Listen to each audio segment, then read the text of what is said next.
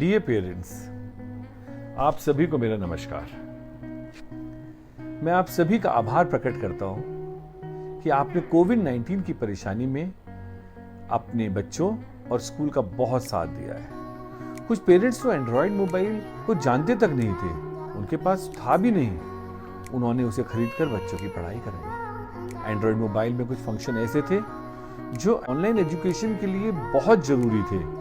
सभी पेरेंट्स ने उन्हें कड़ी मेहनत से सीखा और बच्चों की पढ़ाई में अपना सहयोग दिया। मैं इसके लिए आप सभी का दोबारा से धन्यवाद करता हूँ। जब लॉकडाउन शुरू हुआ तो सभी के मन में यह प्रश्न था, आखिर क्या होगा? ऐसे ही प्रश्न मेरे भी मन में था। दूसरे स्कूलों से जब बात करी तो उन्होंने कहा कि अपना स्कूल बंद कर दीजिए, ना किसी से फीस लीजिए, ना किसी की सैलरी दीजिए।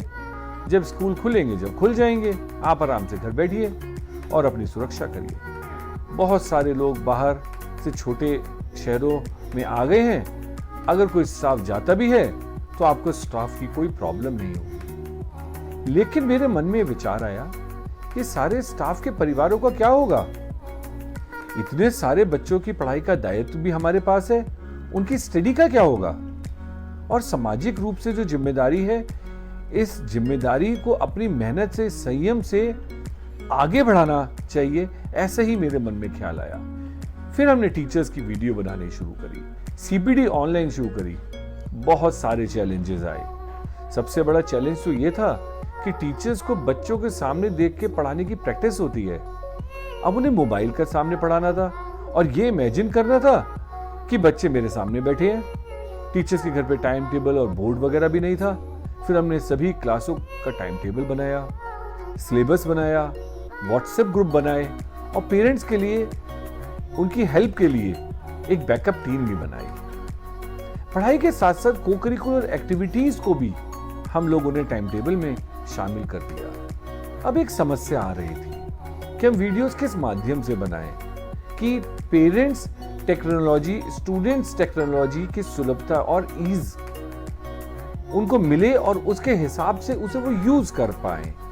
कई बार जूम, गूगल, यूट्यूब ऐसी चीजों के बारे में हमने सोचा। कनेक्टिविटी और नेटवर्क की बहुत प्रॉब्लम आई। जो न्यू एडमिशंस हो रहे थे उनके पास तो क्लासेस की कोई सुविधा ही नहीं थी। तब हमने सीपीडी ऑनलाइन लर्निंग पोर्टल बनाने का निर्णय लिया। हमने बहुत ही सरल पोर्टल बनाया जिसका प्रयोग सभी स्टूडेंट्स सिंगल क्लिक पर कर सके। हमने करिकुलम के स्टार्टिंग से सारी videos, time table, homework, notes, worksheet, classroom teaching videos, animated videos, test को सीपीडी ऑनलाइन पे अपलोड कर दिया है। हमारे सामने बहुत सारे चैलेंजेस आए, पर हमारी आईटी टीम ने उसका दिन रात मेहनत करके, हमारे टीचर्स ने दिन रात मेहनत करके उसका सॉल्यूशन निकाला और स्टूडेंट्स को प्रोवाइड किया। बच्चों ने ऑनलाइन क्लासेस के बाद नोटबुक बनानी शुरू कर दी और टीचर्स ने ऑनलाइन चेकिंग। टीचर्स ने सीपीडी ऑनलाइन लर्निंग प्लेटफॉर्म के माध्यम से अब अटेंडेंस भी लेनी शुरू कर दी है। हमने अपने पोर्टल्स पे के माध्यम से, सीपीडी ऑनलाइन के माध्यम से टेस्ट भी शुरू कर दिए हैं, जिसका उद्देश्य बच्चों का इवैल्यूएशन, जो उन्होंने स्टडी करी है उसको इवैल्यूएट करना है। कुल मिला के फैक्ट ये है कि ऑनलाइन एजुकेशन देना और लेना बहुत ही कठिन कार्य है, पर इसके अलावा हमारे या आपके पास कोई दूसरा ऑप्शन ही नहीं था।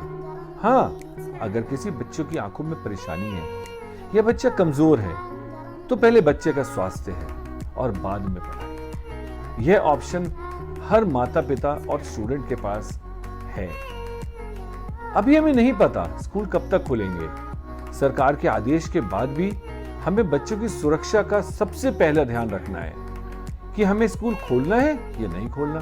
और अगर खोलना है तो हमारे को हर तरीके का सैनिटाइजेशन और बच्चे की सिक्योरिटी, सेफ्टी का ध्यान, चाहे वो ट्रांसपोर्ट हो, चाहे वो स्कूल के अंदर हो, उसका भी रखना है। ऐसा भी हो सकता है कि 2-3 महीने में स्कूल खुल जाए और ये भी हो सकता है कि कोरोना जो है भविष्य में वो विकराल रूप धारण कर ले, क्योंकि अभी तक कोरोना की दवाई हमारे पास नहीं है।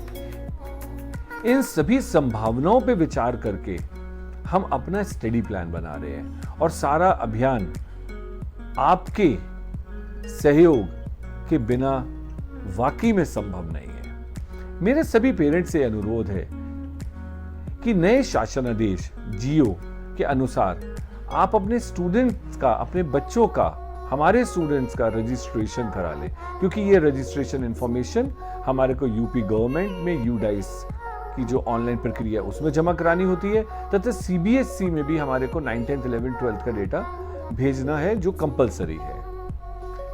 कोरोना की वजह से कुछ पेरेंट्स अभी फीस देने में असक्षम हैं, मगर जो दे सकते हैं वो कृपया करके तुरंत दे दें, जिससे टीचर्स की सैलरी देने में आसानी होगी। इस साल हमने फीस में कोई वृद्धि नहीं की है, और अगर कोई पेरेंट जिसको आर्थिक कठिनाई है वो आ सकता है, प्रिंसिपल से मिल सकता है, और मैं आपको एश्योर करता हूं कि उसकी हर संभव सहायता की जाएगी। मेरा आपसे अनुरोध है कि ऑनलाइन शिक्षा में बच्चों का सहयोग बनाए रखें। मैं ईश्वर से प्रार्थना करता हूं कि आप सभी सुरक्षित रहिए, खुश रहिए, और मेरे सभी स्टूडेंट्स मेहनत करते रहें, पढ़ाई करते रहें, आगे बढ़ते रहें, कोशिशें करते रहें, और इस टफ समय में भी अपने आप को सबसे ज़्यादा स्ट्रॉन्ग बनाकर आगे आए।